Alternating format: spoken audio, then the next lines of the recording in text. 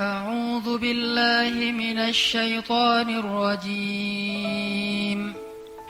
بسم الله الرحمن الرحيم وما أصابكم من مصيبة فبما كسبت أيديكم ويعفو عن كثير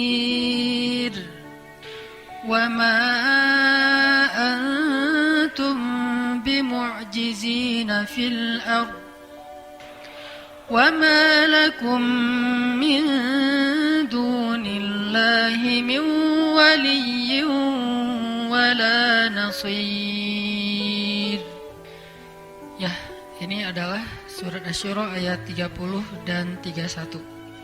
Teman-teman yang dirahmati Allah Subhanahu wa taala, di ayat 30 Allah berfirman, "Wa ma asabakum mim musibatin fabima kasabat aydikum." Tidaklah kalian ditimpa dengan satu musibah kecuali itu karena dosa kalian sendiri. Sehingga para ulama mengatakan tidak ada satupun musibah di muka bumi ini, baik yang menimpa seseorang atau menimpa suatu kaum, kecuali penyebabnya adalah dosa. Gak ada satupun musibah, baik yang besar, bahkan yang paling kecil sekalipun, terjadi atau menimpa seseorang dan suatu kaum, kecuali penyebabnya adalah dosa. Sampai para ulama bilang, kalau misalnya saya, kata ulama, melihat dosa saya itu pada diri istri saya, kecuali gak punya istri ya, ngelihatnya kepada, jangan istri orang, bahaya. Saya melihat dosa pada diri istri saya. Contohnya gimana? Kalau misalnya ada kejadian atau istrinya ngambek, ada percekcokan rumah tangga, maka mereka akan mengatakan bahwa penyebab dari percekcokan itu adalah dosa.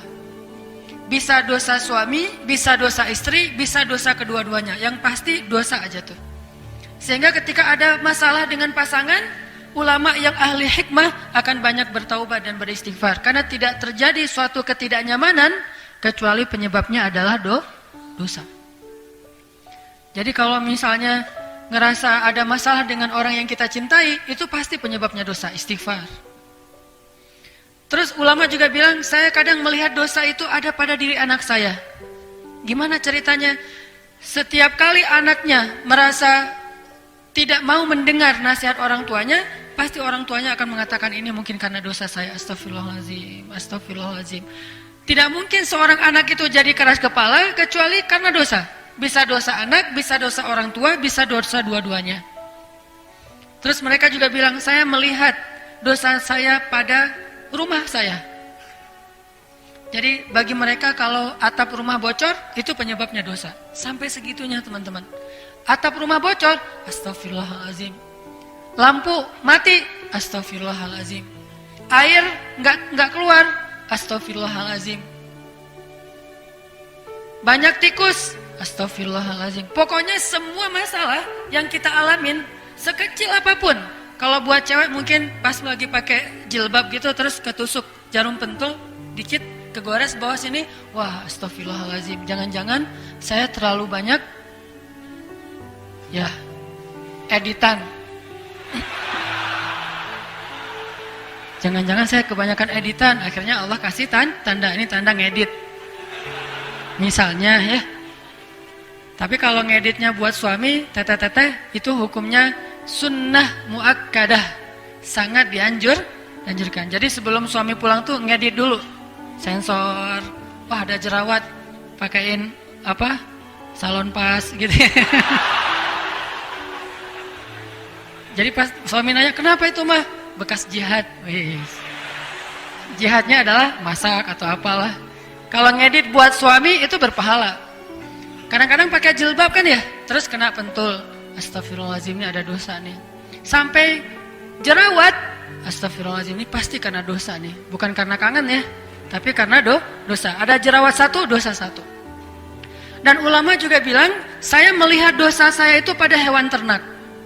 Jadi kalau mereka lagi meras susu hewan ternaknya, mereka akan memperhatikan kalau air susunya lebih sedikit dari yang biasanya, pasti penyebabnya karena dosa. Karena para ulama itu sadar betul, dosa sangat erat hubungannya dengan kehidupan kita. Ngefek banget tuh. Sedikit kita bikin dosa, pasti akan terjadi dalam kehidupan kita sesuatu yang tidak nyaman. Wa ma asabakum min musibah, terus fabima kasabat aidikum, pasti karena dosa-dosa.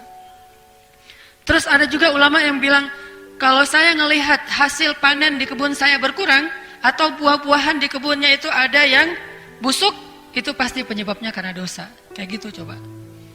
Jadi kalau pas mereka ke kebun ngelihat buah, misalnya dia nanam anggur, atau nanam apel, atau kalau di kita mah jambu, kelapa, sampai pisang mungkin yang gampang lah ya, di kebun ada pisang tuh, kok pisangnya nggak bagus, panen tahun ini banyak yang misalnya dimakan ulat, atau kalau mangga asam rasanya atau apapun lah, mereka akan melihat itu sebagai wujud yang nyata dari dosa-dosa mereka.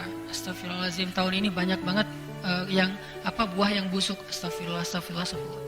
Jadi hitung aja tuh, buah-buahan yang ada di kebun berapa yang tidak bagus, berarti menunjukkan kurang lebih seperti itulah dosa pemilik kebun tersebut.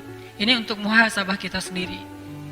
Ternyata dosa itu ngaruh dalam kehidupan kita. Makanya suatu hari ya,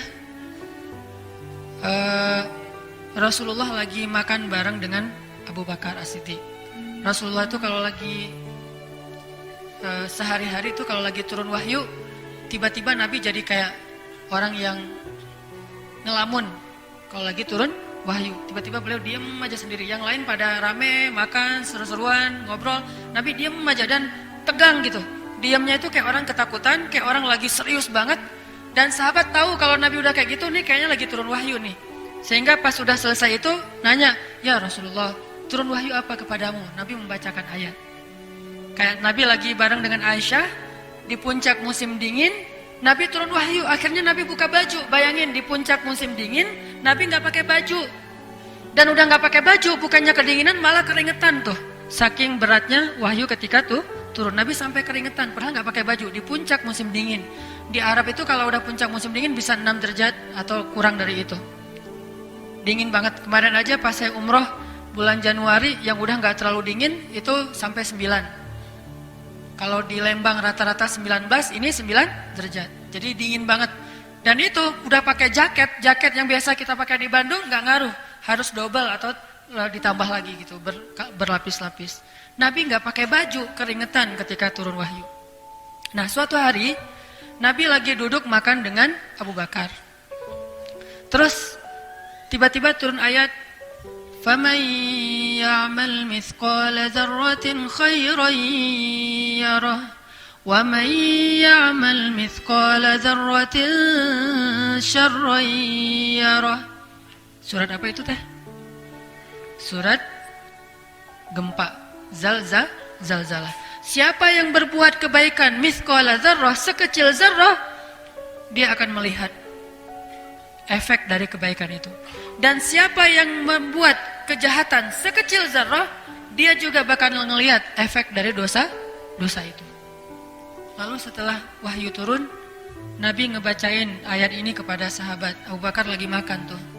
Tiba-tiba Abu Bakar berhenti makan, wajahnya pucat. Terus Abu Bakar bertanya, ya Rasulullah, kalau kita buat dosa sekecil apapun, kita akan melihatnya langsung? Kata Nabi, ya wahai Abu Bakar, bagaimana ngelihatnya ya Rasulullah? Kata Rasulullah, setiap kali kamu mendapatkan keburukan dalam hidupmu, itu adalah wujud dari dosa-dosa. Setiap kali kita ngalamin hari yang buruk, kejadian yang buruk, musibah yang tidak baik,